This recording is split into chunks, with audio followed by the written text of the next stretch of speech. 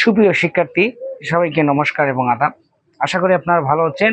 এই মুহূর্তে আমি আলোচনা করাবো a to the power x equal হলো b, b to the power y equal হলো c, c to the power z equal হলো a।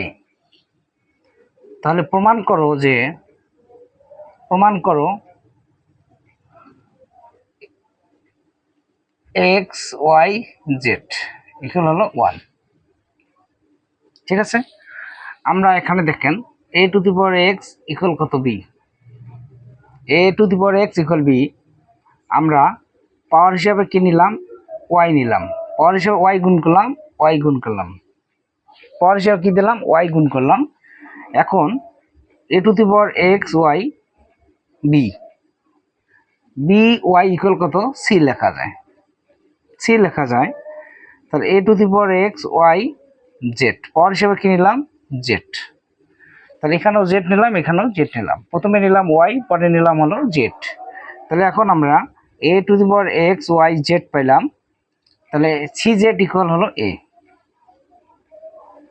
তাহলে এখন আমরা মনে মনে ভাবলাম এই এর পর হলো 1, তাহলে বেস যদি বাদ দেই x y z ইকুয়াল হলো 1।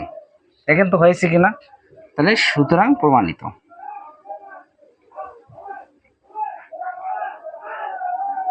তাহলে বোঝাই দেই ax equal b, by equal c আর cz ইকুয়াল a।